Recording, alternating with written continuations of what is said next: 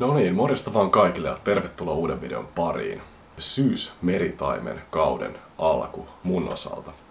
Eli nyt on siis lokakuun loppupuoli ja ajateltiin lähteä tuossa parin kaverin kanssa käymään tuolla ulkosaaristossa etsimässä meritaimenia. Valikoitiin yksi nimeltä mainitseton paikka. Noi meritaimen paikat täällä Helsingissä on aika kortilla, että niitä ei ihmiset hirveästi jakele, jos sellaisen hotspotin sattuu löytämään, joten pahoittelut siitä, mutta näitä meritaimen spotteja mä en jaa. Sen mä oon päättänyt vaan. Kuitenkin sen verran duuni joutuu tekemään ja jos jonkun hienon paikan löytää, niin kyllä se sit haluaa rauhassa kanssa kalastaa. Arvostan sitä omaa rauhaa. Kaikki varmaan ymmärtää tämän. Pakattiin kamat ja hypättiin veneeseen. Keli oli aika raju.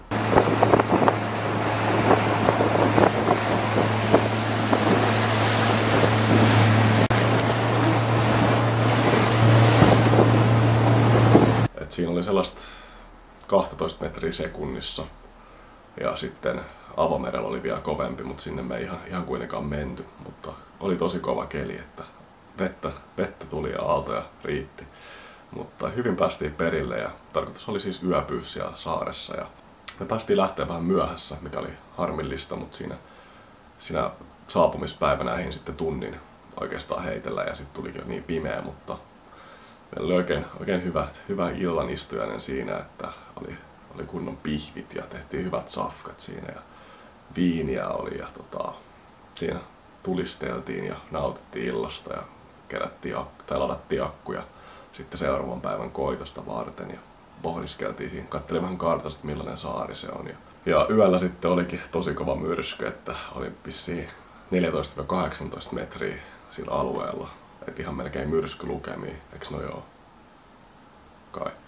No joo, mutta melkein myrskylukemia oli, että oli kyllä tosi kova sää ja no onneksi sitten vähän laantui, mutta tosi kova keli oli silti päivälläkin, mutta pystyi jotenkin heittämään. Että just se tuulen puoli sitä paiskoi aika pitkään ja vastatuulehan tosi vaikea oli heittää, että kyllä siinä niinku heittopituus jäi vähän lyhyemmäksi, mitä vähän paremmalla kelillä olisi jäänyt, mutta ihan hyvin pystyi kuitenkin kalastamaan. Etin just sellaisia paikkoja, että vähän pääsi ulommassa niin vaikka kahlaamaan ja sitten pystyi heittämään vähän niin sen tuulen tai rannan suuntaisesti.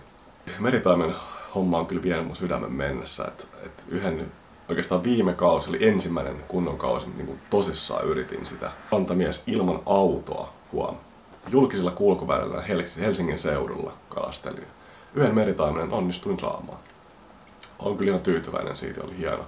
Hienoa, että sitten siellä keväällä tuli, että kyllä niin kuin marras-joulukuussa tuli kuitenkin sellaisessa säässä tahkottua nolla reissuja. Kyllä. Mutta hei, kun se palkinto, se oikeasti tulee aina. Jos te yritätte ja vaan teette, niin kyllä se tulee sieltä jossain vaiheessa, se on ihan fakta. Värineet, mulla on aika samat kuin viime kaudella, mä en ole hirveästi päivitellyt. Mulla on tosi suppea valikoima vieheitä ja mä haluan pitää sen sellaisen, ettei tuu sitä viehepsykoosia, että on vaan vaihtelee, kalaa ei tuu. Vaan just, että oppis niinku käsittelemään niitä muutamia tiettyjä vieheitä. Ja sitten kun niihin rupeaa tulee kalaa, niin sitten ehkä ottaa vähän lisää siihen arsenaaliin. Mutta silleen, ettei olisi oikeasti 100 eri viehettä ja sit niitä vaan vaihtelee ihan paniikissa. Että punamusta mut löytyy, se pitää olla aina. Muista, punamusta pitää löytyä sun pakista, jos haluat meritaimet kalastaa. Sitten mulla on tää tällainen hopea, violetti, sininen. Ja täällä mä sain sen viime kauden ainoan kalan. Tää on tosi kiva, siellä on tosi kuuli sisään, se rätisee mukavasti. Ja sit on tällainen keltavalkoinen pinkili iskupisteellä. Ja hyvä väri kanssa. Ja sit vähän tällainen sinivalko pikkukalamainen toinen. Noilla pitäisi mennä. Tietysti niitä voisi olla vähän enemmän, jos tulee niitä hävikkeitä, mutta se kostaa pari vielä varalle just. Toinen punamusta ja ehkä toinen tollanen violetti pinkki tyylinen. Sitten mä olisin aika valmis. Mutta tällä kaudella, mikä voisi olla tavoite? Tekis mieli sanoa, että lähdetään eli 2 kalaa olisi kova. Mulla on kyllä tulossa sellainen reissu piakkoin, että voi olla mahdollisuudet vähän isompiin saaliisiin, mutta siitä vähän myöhemmin. Ja tosiaan tälle vuodelle pitäisi se perhotaimen, se olisi hyvä tavoite kanssa. Eli jos olisi 2 taimenta ja toinen niistä olisi perhotaimen, koska mä en ole mä en ensinnäkään kalastanut merellä perholla vielä. Eli ei perholla siis taimenta mereltä tullutkaan, niin olisi hieno saada meritaimen perholla mereltä. Se on varmaan yksi kovimmista, mitä mä arvostaisin niin heittokalastuksessa. Ei nyt tule äkkiseltään mieleen, mutta se on oikeasti kova juttu, jossa rannalta kalastajana perholla vetelet, ainakin Helsingin rannikolla. Arvostus on suuri ja muutenkin rantamiehiä kohtaan arvostus on suuri. Totta kai venemiehiäkin, se vaatii hirveästi työtä ja duunia.